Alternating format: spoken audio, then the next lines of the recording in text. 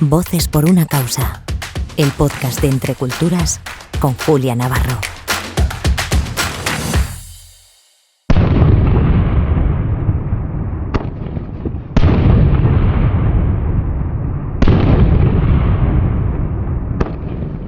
Este es un sonido que para ti es habitual, lo has escuchado muchas veces. Y eso me lleva a una pregunta. ¿En qué lugar del mundo has pasado más miedo? Si es que lo has pasado. El miedo se pasa siempre. Yo creo que el otro día leí un artículo donde decía que el valiente y el cobarde siente lo mismo, la diferencia es cómo gestionarlo, ¿no?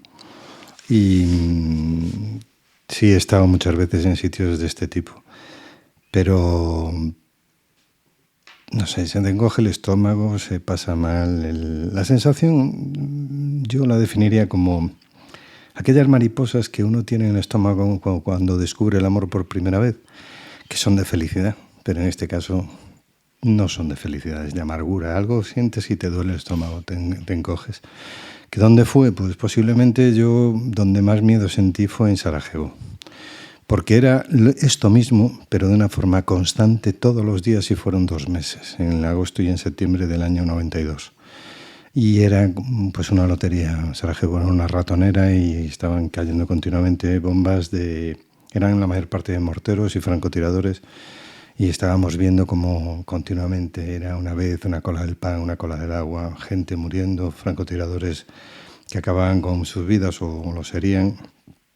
Y había un momento en que cuando te pillaba cerca sabías que venían más bombas después de esa, la primera, y no sabías muy bien dónde meterte, que ese era un poco el miedo, decir, ¿qué hago? No sabes qué hacer. O sea, si te vas debajo de un muro o detrás de un muro, mal. Si te vas detrás de una casa, mal también. Con lo cual, lo único que queda es esperar que pase y se pasa, por suerte. Esa es la voz de Miguel Ángel de la Fuente. Y una semana más les doy la bienvenida a Voces por una causa, el podcast semanal de Entre Culturas. Como les decía, hoy tenemos un invitado muy especial. Miguel Ángel de la Fuente es un veterano periodista de Televisión Española que ha cubierto desde detrás de las cámaras los conflictos bélicos más cruentos de las últimas 3 décadas. Además, también has estado cubriendo catástrofes como el terremoto de Haití o también has estado en escenarios muy difíciles, muy complejos, como el campo de refugiados de Lesbos y en otros muchos lugares. Muchas gracias por estar aquí, Miguel Ángel. Es un placer.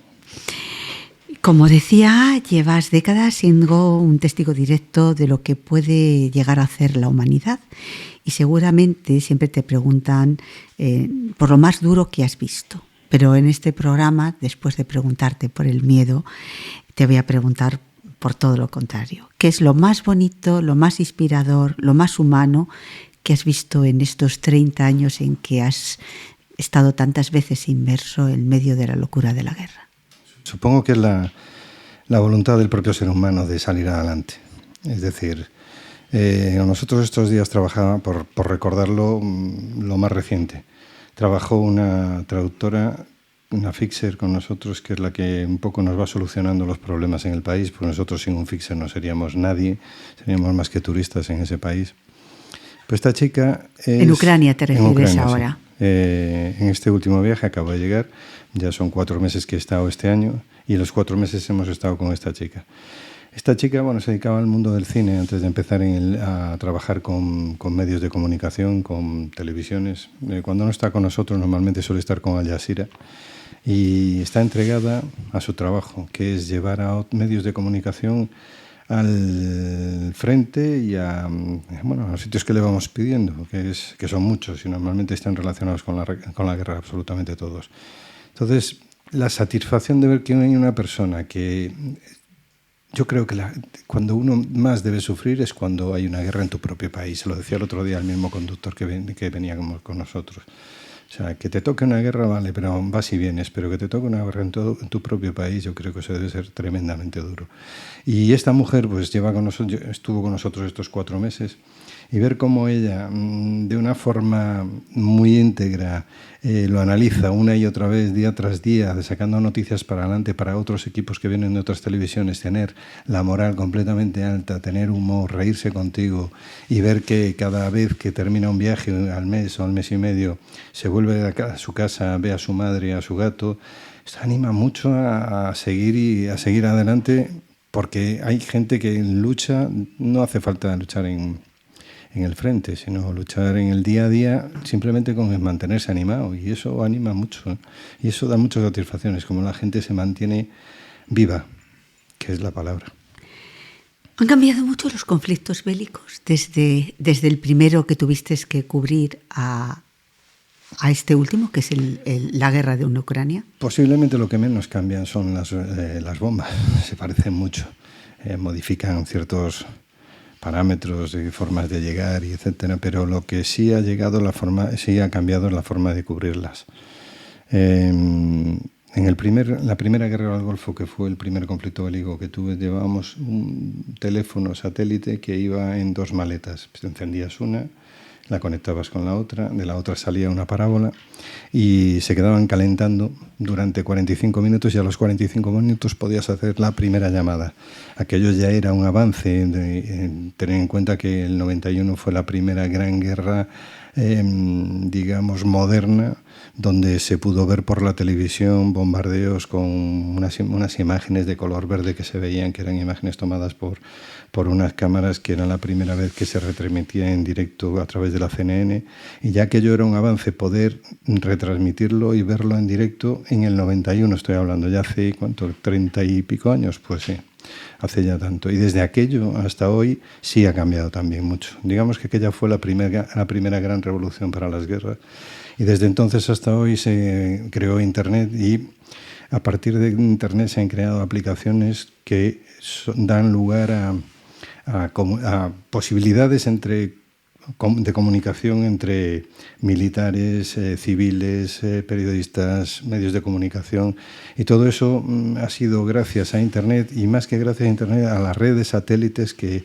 Elon Musk, en este caso, a través de las redes satélites de Starlink, les orientó, creo que 53 o 54 satélites hacia el país, y se podía ver, en este caso, en esta guerra, como una persona estando en una trinchera. Eso me parece que mandé esa imagen yo, como una persona como un grupo de personas estando en una trinchera, estaban viendo una película a la vez que encima de la trinchera estaban bombardeando. O sea, y esto es muy real. Es muy difícil de entender posiblemente, pero es muy real. Sí, ha evolucionado la tecnología mucho, y gracias a la tecnología tiene cosas buenas y cosas malas. Los drones antes eran impensables, y los drones a día de hoy están ganando la guerra. Dime una cosa, Miguel Ángel, ¿cómo se ve la guerra a través de una cámara? Porque en definitiva es tu instrumento de trabajo, sí, la cámara. Para mí es sencillo, tiene 2 partes. Yo, igual que pues un redactor tiene que aprender a expresar con palabras y a escribir rápidamente y a contar rápidamente lo que está pasando a su alrededor, yo lo he aprendido con el paso de los años a escribirlo con imágenes. Para mí el lenguaje audiovisual es lo básico en mi mundo, ¿no? Y es lo que yo trato también de comunicar cuando algunas veces doy alguna charla a gente que se dedica a esto, a lo mío. Comunicar, es decir, el ejemplo que pongo, es decir, créate un grupo de imágenes, quítales el sonido, pon las correlativas y dile a una persona que tienes al lado que las vea. Si entiende que ahí hay una historia, es que ya has empezado a hacer y a crear un contenido con imágenes. Pues eso, como lo llevo haciendo tanto tiempo, pues de alguna manera lo he ido perfeccionando. Y a mí me sale fácil, porque la perfección, después de muchos años, y el trabajo constante y el esfuerzo, cada vez que llegas a un sitio de intentar pasar el menos tiempo posible sacando la mayor cantidad de imágenes o la mayor cantidad de información en imágenes, esto es una constante muchas veces en mi vida, no solo en conflictos, sino incluso en visitas de ministros o en visitas de un presidente a un país. Cuando llegas están 4 horas y se vuelven, porque el viaje es así, no puede ser de otra manera, y en esas 4 horas tienes que hacer un poco lo que puedes hacer en una primera línea un día, que tienes que llegar, bajar del coche, ver lo que hay, ver más que todo el mundo, esquematizar más que todo el mundo con imágenes y meterlo dentro de una cámara.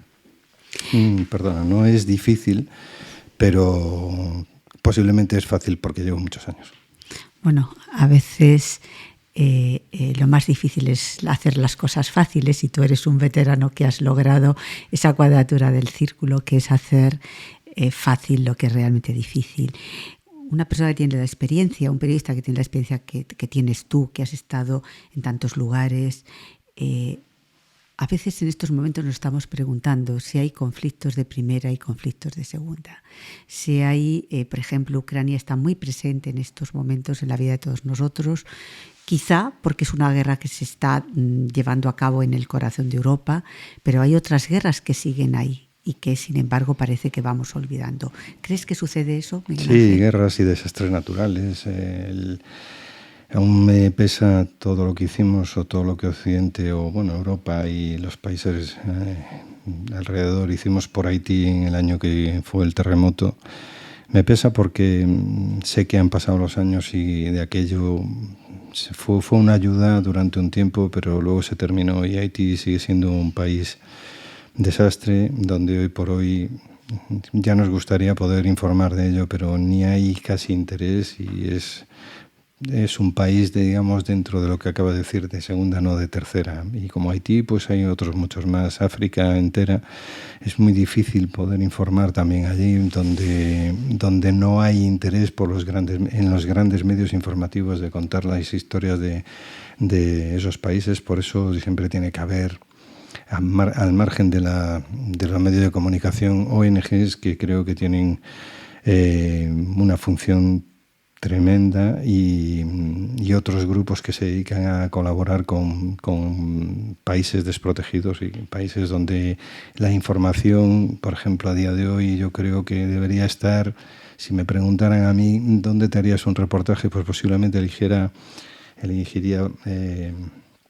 Etiopía, por la hambruna que va a tener este año a partir de este año, que ya pasó también hace años y que estuve también allí con otra hambruna. Pero la de esta época va a ser muy grande, motivada por la guerra de Ucrania.